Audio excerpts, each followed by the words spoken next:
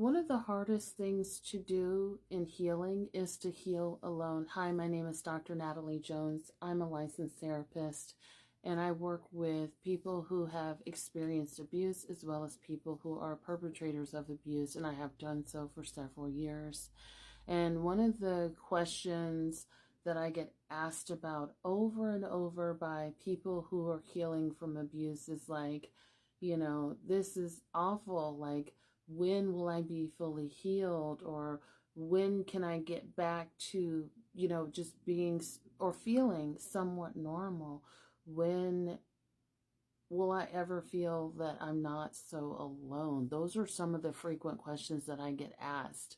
And one of the things that no one ever tells you is that healing is not supposed to be beautiful. I know that Hollywood is hyped healing up to be this big, beautiful, like coming of age story, this like romance novel where things work out beautifully after like one sort of isolated incident.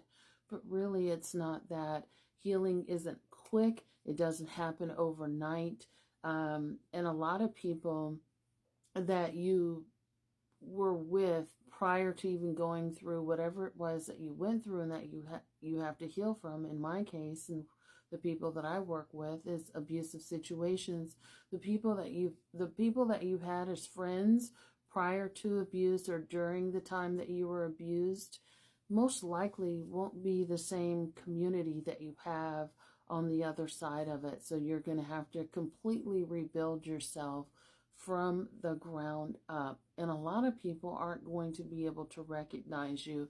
And one of the things that I always tell my clients, like right at the first, maybe second session when I first start working with them, is that like when you go to therapy and you start working on yourself, you make yourself better, a better version of yourself. Your relationships are automatically going to change. Now, whether they change with you, whether you decide that, hey, they're not for me anymore and you distance yourself from them altogether, or whether they just sort of naturally detach and fall off, how it happens, it's going to be different for every single relationship, but your relationships automatically, change. And most importantly, no one knows your story 100% except for you and maybe the other person that you might have went through the abusive situation with.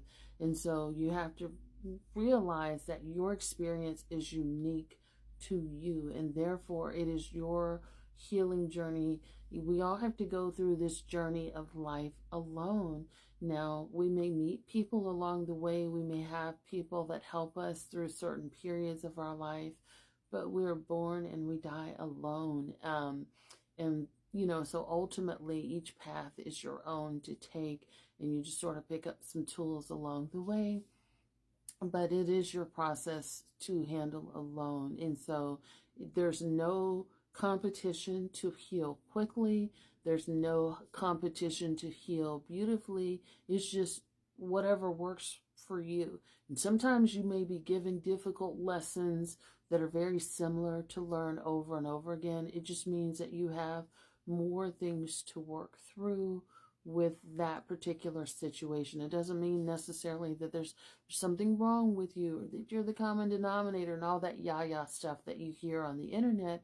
It just means that like you have a little bit more work to do in that area, and it's okay to take your time and slow down and do whatever it is you need to do, whether that's cry, whether that's get angry, whether that's grieve, whether that's, just talk about it more with your therapist.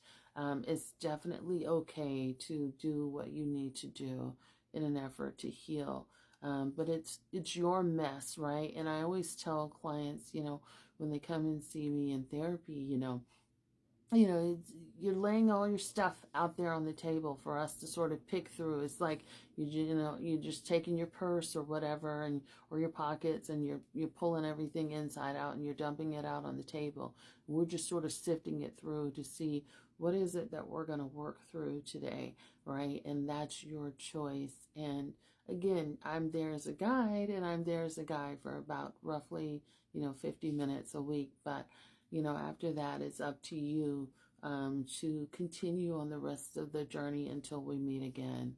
So your healing journey, although it's alone, trust and believe that you have many, many tools at your disposal to help get you through it. And it's okay.